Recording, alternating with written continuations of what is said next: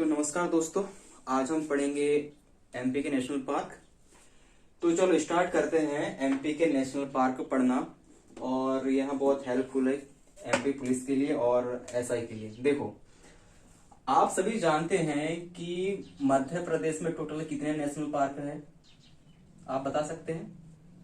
देखो, मध्य प्रदेश में total 12 national park है। कितने? 12। और हम अभ्यारण्य की बात करें तो टोटल 31 अभ्यारण्य, मतलब 31 क्या है आप यहाँ पे अभ्यारण्य। कितने हैं अभ्यारण्य? देखो, मैं आज बकायदा ऐसा लिखूंगा कि आप नोट्स भी बना सकते हैं अब मेरे साथों साथ। तो 12 क्या हो गए? 12 हो गए अपने नेशनल पार्क। कितने नेशनल पार्क है एमपी में? टोटल 12 और 31 क्या है? अभ्यारण्य है। हम नेशनल पार्क पढ़ने से पहले कुछ बेसिक जानकारी है, मैं आपको बता दूं। देखो कि नेशनल पार्क की स्टार्टिंग कहां से हुई थी, कि इसकी हिस्ट्री क्या है, वो हम सबसे पहले जानेंगे। देखो, अब हम बात करते हैं 1952 की। हम किसकी बात करेंगे? हम बात करेंगे 1952 की। आप जब भी नोट्स बनाओ तो आप यहाँ पे फैक्ट करके लिख लीजिएगा। वेरी इंपॉर्टेंट फैक्ट है ये, कि हम बात कर रहे हैं कब की? हम बात कर रहे हैं 1952 की। देखो, 1952 में क्या हुआ था कि एक अधिनियम लाया गया था, और उस अधिनियम का नाम क्या था? बताओ। उस अधिनियम का नाम था राष्ट्रीय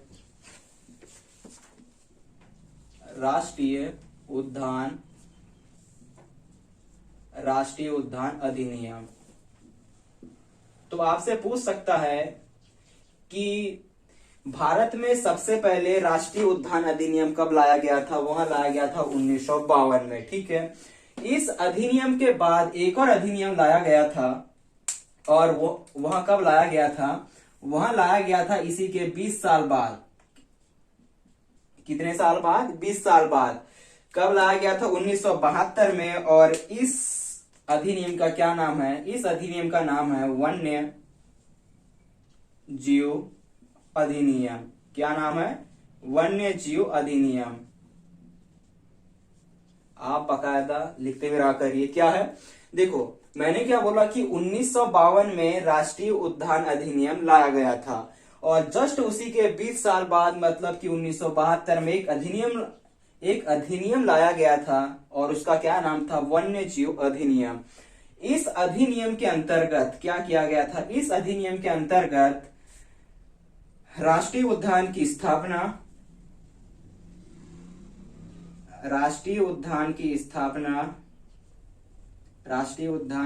स्थापना और क्या था? और अभ्यारण्यों की स्थापना की गई।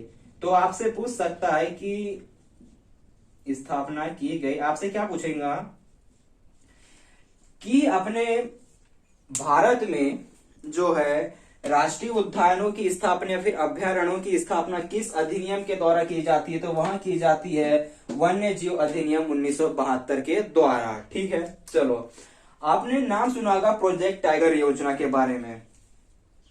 किसके बारे में? प्रोजेक्ट टाइगर योजना के बारे में। तो चलो, अब हम थोड़ा जान लेते हैं कि प्रोजेक्ट टाइगर योजना क्या थी। आपने ये तो लिख लिया होगा। ये कुछ फैक्ट हैं, आपको याद होना चाहिए। वेरी इंपॉर्टेंट फैक्ट है ये। तो हम किसके बारे में बात करेंगे? हम बात करेंगे प्रोजेक्ट टाइगर योजना के बारे में। देखो, प्रोजेक्ट टाइगर योजना, यह योजना कब आई थी? देखो, यह प्रोजेक्ट टाइगर योजना है, यह लाई गई थी कब? 1 अप्रैल 1973 को। 1 अप्रैल 1973 को यह योजना लाई गई थी। और इस योजना का मकसद क्या था? इस योजना का मकसद था कि जो भी अपने जीव जंतु है, उन जीव जंतुओं को क्या करना? संरक्षित करना, कि कहीं उनकी जो प्रजाति है विलुप्त ना हो जाए। ठीक है। और इस प्रोजेक्ट टाइगर योजना के अंतर्गत और मतलब कि जो ये प्रोजेक्ट टाइगर योजना है किस राष्ट्रीय उद्यान में सबसे पहले स्टार्ट करी गई थी, और यह स्टार्ट करी गई थी कान्हा केसरी राष्ट्रीय उद्यान में। कान्हा केसरी राष्ट्रीय उद्यान में यह योजना सबसे पहले स्टार्ट की गई थी राष्ट्रीय उद्यान में।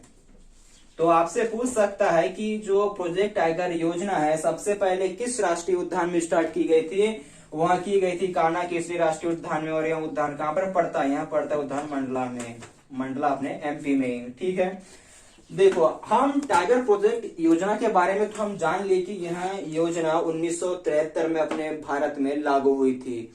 लेकिन हम अगर विश्व की बात करें तो प्रोजेक्ट टाइगर योजना लाने वाला व्यक्ति कौन था?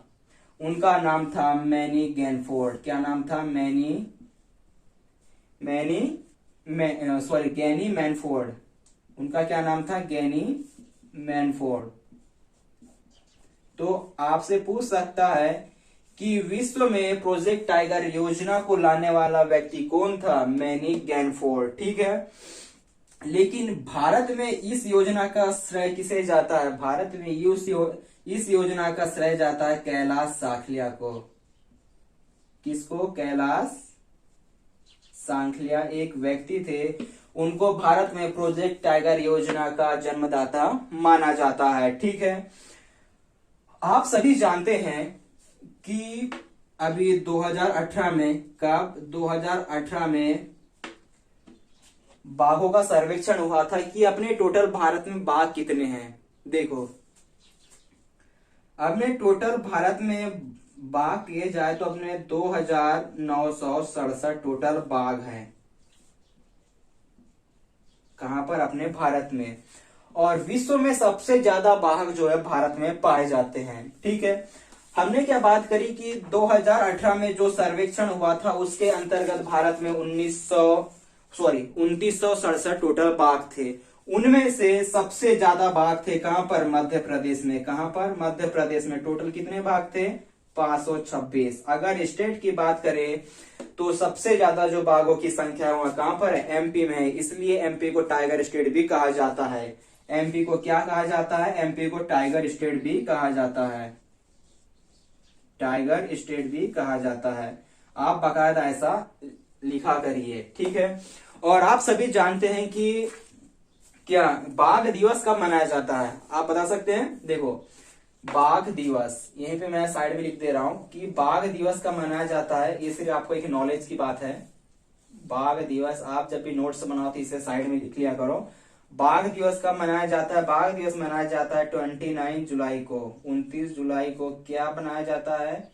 बाघ दिवस मनाया जाता है। ठीक है, और इसी के एक महीने बाद मतलब 29 अगस्त को क्या मनाया जाता है? खेल दिवस भी मनाया जाता है। आपको याद रखना है मेजर ध्यानचंद की स्मृति में। ठीक है, इतना आप बाकायदा एक बार लिख लीजिए।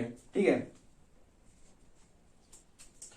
और अगर हम एक बात और, मैंने क्या बोला था आपको कि एमपी में टोटल कितने 12 राष्ट्रीय उद्यान और 31 अभ्यारण्य है। और टोटल जो एरिया की बात करेंगे तो कम से कम जो एमपी में जो है 11,000 वर्ग किलोमीटर, 11,000 वर्ग किलोमीटर के स्क्वायर में क्या बसा है? टोटल नेशनल पार्क और क्या है? Wild life sanctuary. कहां पर है? मतलब ये नेशनल पार्क और वाइल्ड लाइफ सेंचुरी का जो टोटल एरिया है वहां कितना है? वहां है 11,000 वर्ग किलोमीटर। आपको याद रखना है, पूछ सकता है। ठीक है, चलो इतना आप बाकायदा लिख लीजिएगा।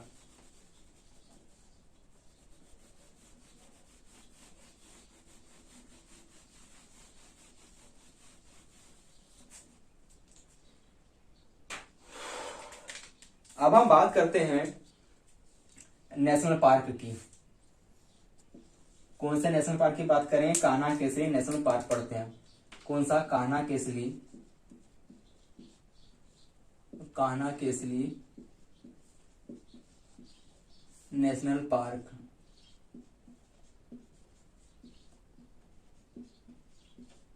National park. ठीक है,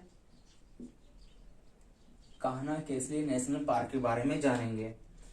ठीक है, देखो हम अब कान्हा केसरी के नेशनल पार्क की मतलब क्या क्या इसकी हिस्ट्री थी, आज हम इसके बारे में पूरा जानेंगे। देखो स्टार्ट करते हैं कान्हा केसरी के बारे में।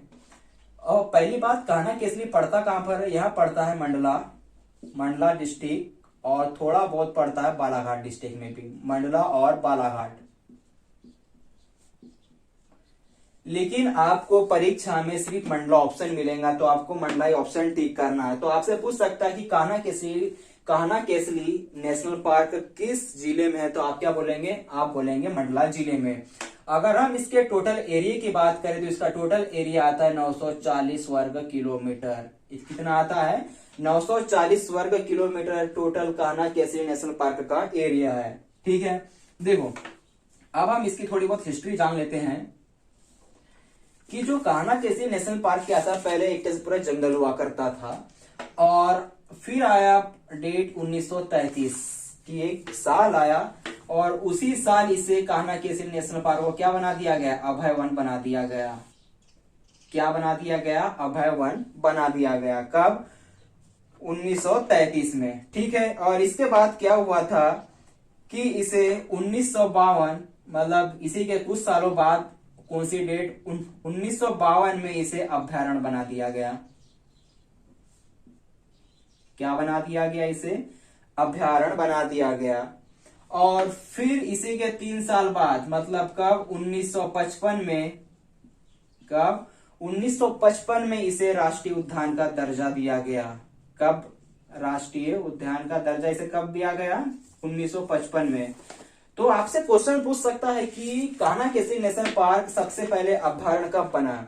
यह कब बना था? 1952 में। और इसी के 3 साल बाद, मतलब वेरी इंपॉर्टेंट, कि कान्हा केसरी राष्ट्रीय उद्यान को, यह राष्ट्रीय उद्यान कब बना? यह बना है कब? 1955 में। ठीक है, मैंने आपको इससे पहले बताया था कि प्रोजेक्ट टाइगर योजना अपने भारत में 1973 में लागू की गई थी, और उसी के 1 साल बाद मतलब 1974 में इस योजना के अंतर्गत शामिल होने वाला पहला नेशनल पार्क कौन था? कान्हा केसरी। तो आप ऐसा लिख सकते हैं यहाँ, प्रोजेक्ट टाइगर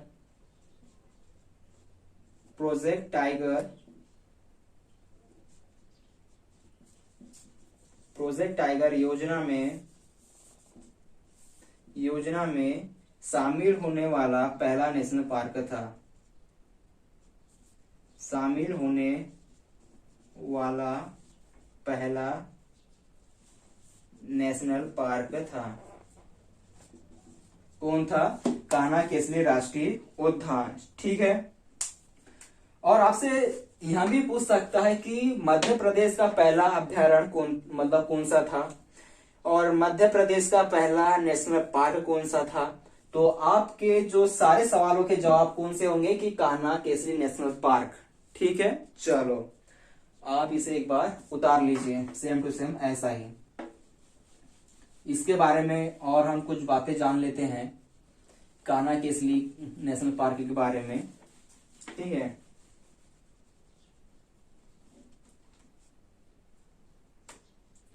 देखो कान्हा केसरी एकमात्र ऐसा नेशनल पार्क है जिसने अपना शुभंकर लॉन्च किया, मतलब खुद का मस्कट लॉन्च किया।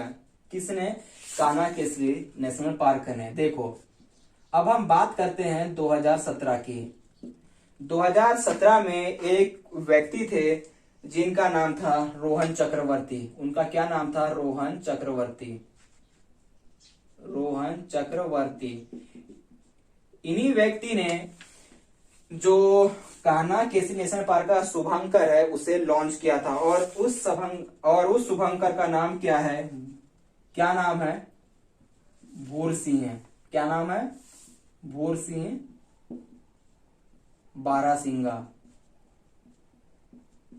बारासिंगा। और यह कब लॉन्च किया गया था? यह लॉन्च किया था कब? 2017 में। देखो क्वेश्चन किस टाइप से बन सकते हैं कि ऐसा कौन सा नेशनल पार्क है जिसने अपना खुद का शुभंकर लॉन्च किया? वह कौन है? Kanha Kesari national park. उसके बाद कि कान्हा केसरी नेशनल पार्क का शुभंकर क्या है? आप क्या बोलेंगे? भूरसिंह बारासिंगा। क्या?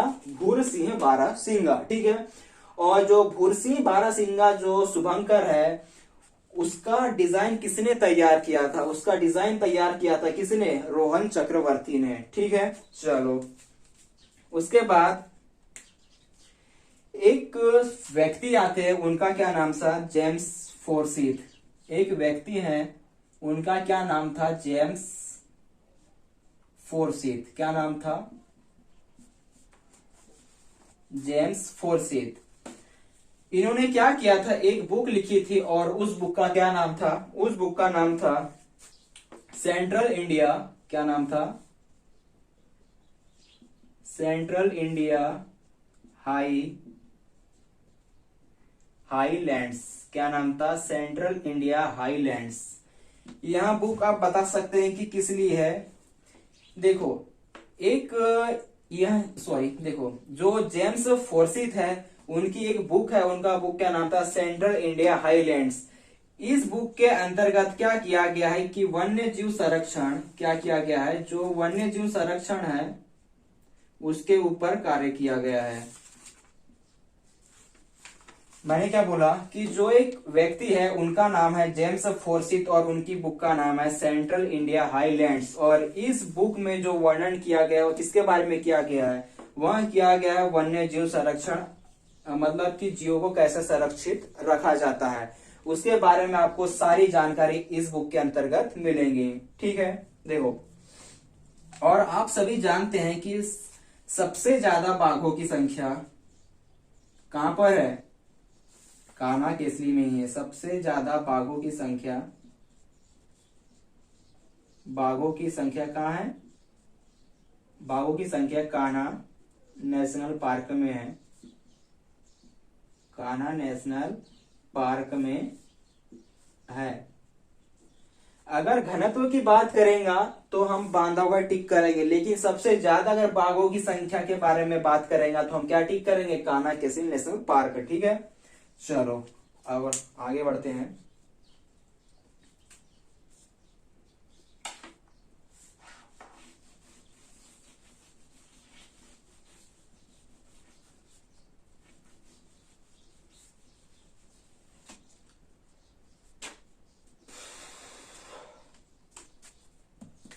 देखो, कान्हा केसरी में एक दो घाटियां पाई जाती है, उनका क्या नाम है? उनका नाम है हालो घाटी। क्या नाम है? हालो घाटी। और एक पाई जाती है कौन सी? बंजर घाटी। क्या नाम है उसका? बंजर घाटी। तो क्वेश्चन क्या बनता है कि हालो घाटी और बंजर घाटी किस नेशनल पार्क में पाई जाती है? और वो कौन से नेशनल पार्क पाई जाती है? वो पाई जाती है कान्हा केसरी नेशनल पार्क में। या फिर ना ऐसे ही पूछ सकता है कि जो हालो घाटी और बंजर घाटी किस डिस्ट्रिक्ट में पाई जाती है? तो आप क्या टिक करेंगे? मंडला, क्योंकि मंडला कहां पर पड़ता है? कान्हा केसरी नेशनल पार्क के अंतर्गत ही क्या आता है? मंडला आता है। ठीक है, देखो, एक व्यक्ति थे जिनका नाम था क्या? ब्रांडेर। उन व्यक्ति का क्या नाम था? ब्रांडेर।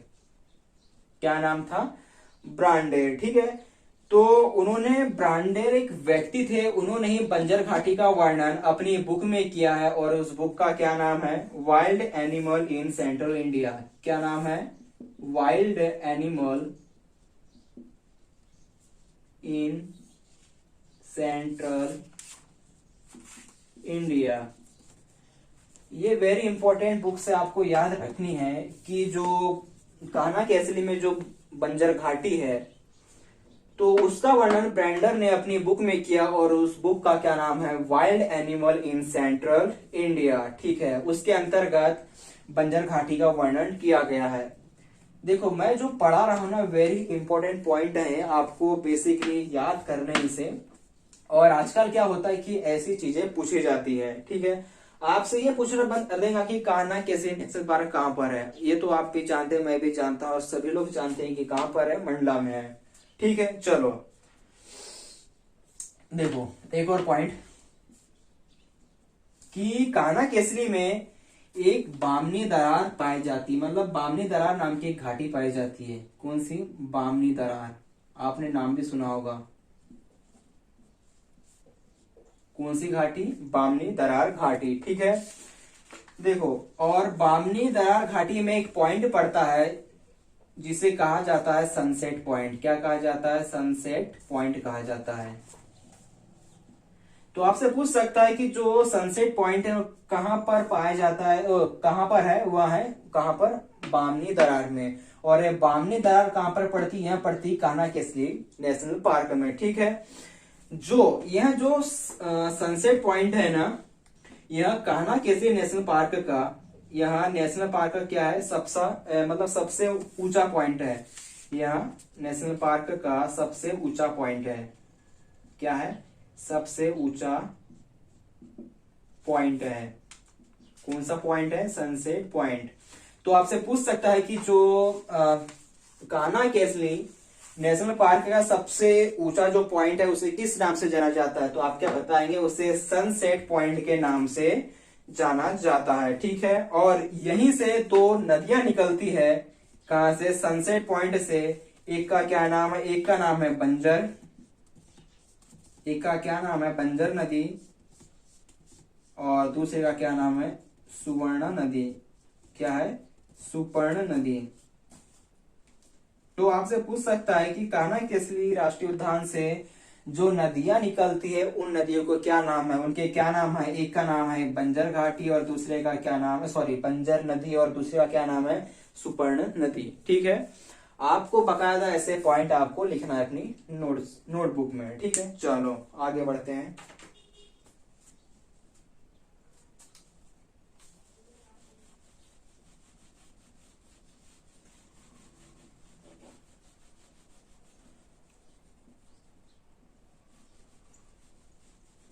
देखो, अगर आप कभी कान्हा केसरी नेशनल पार्क गए होंगे तो यहाँ पर जो गाइड का जो काम करता है ना,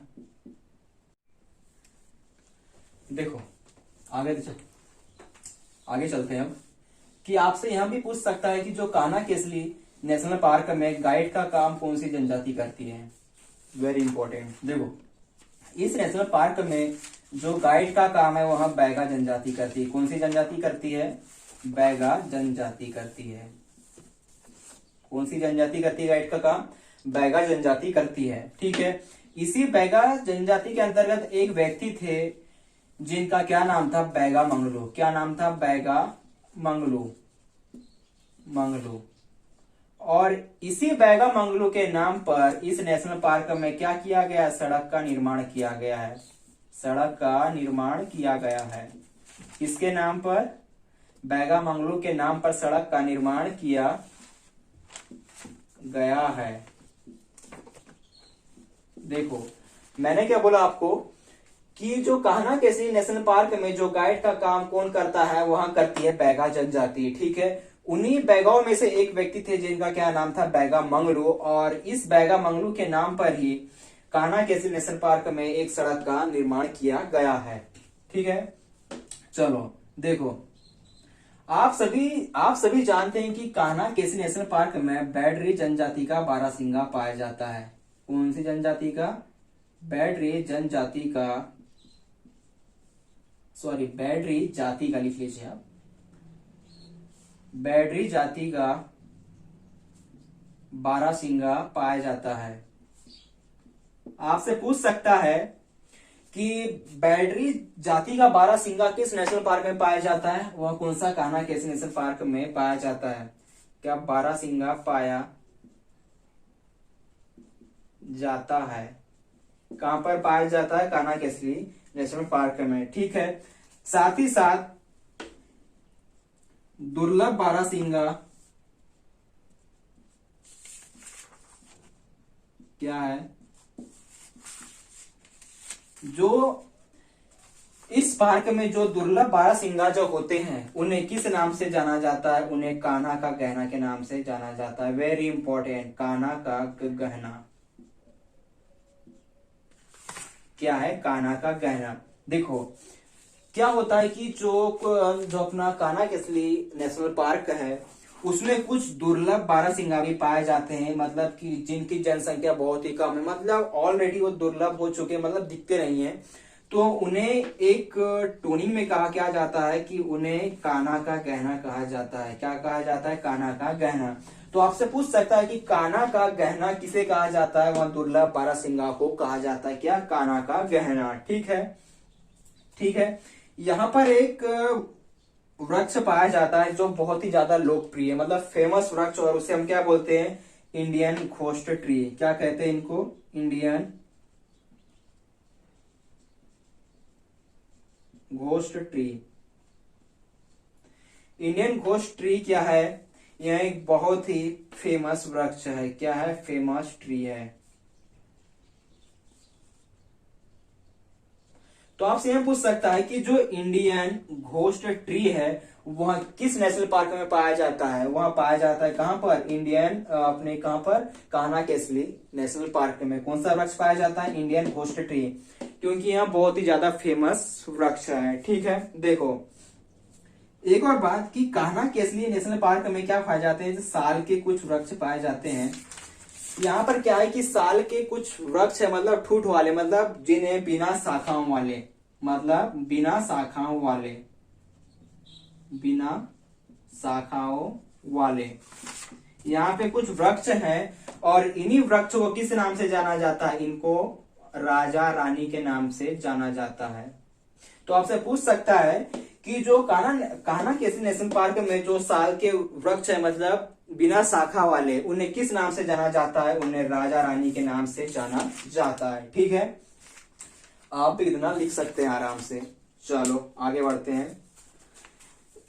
वैसे बेसिकली जो जो इंपॉर्टेंट थी सब तो मतलब हो गया है, एक लाइन और बची है, बस हो गया इसके अंतर्गत। फिर बाकी जो जो इंपॉर्टेंट था मैंने आपको पूरा बता दिया हूं। ठीक है, चलो अब क्या बचा अपना और थोड़ा बहुत पढ़ने का? वैसे तो मैंने पूरा पढ़ा दिया हूं, मतलब कि जो जो भी इंपॉर्टेंट था आप लोगों के लिए, और उसके अलावा कुछ है ही नहीं है। ठीक है, देखो यहाँ पे एक पार्क की स्थापना की गई है। देखो कान्हा केसरी नेशनल पार्क में एक पार्क है, मतलब पार्क इंटरप्रिटेशन, पार्क इंटरप्रिटेशन, ठीक है। जो इंटरप्रिटेशन जो पार्क की जो स्थापना की गई कहां पर? कान्हा केसरी नेशनल पार्क में। वह किसके सहयोग से की गई है? वह की गई है वर्ल्ड बैंक के सहयोग से।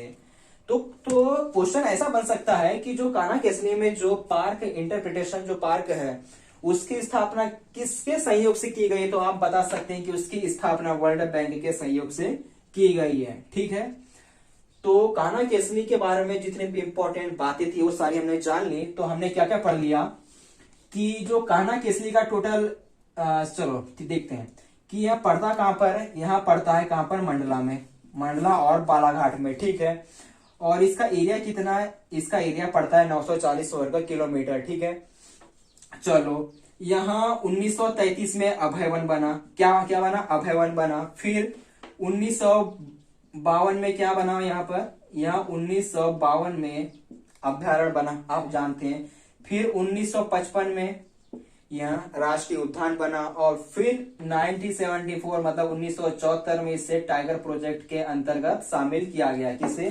कान्हा केसरी नेशनल पार्क को। चलो ठीक है, तो जितनी भी इंपॉर्टेंट बातें थी मैंने आपको सारी बता दी। इसके अलावा कुछ है नहीं है वैसे ज्यादा, और आपको ये डेटा जो है महावीर में भी नहीं मिलेगा। चलो ठीक है, अब हम मिलेंगे अगली क्लास में। और हाँ, वीडियो को आप ज्यादा से ज्यादा शेयर करिएगा। ठीक है, चलो फिर मिलते हैं नेक्स्ट क्लास में।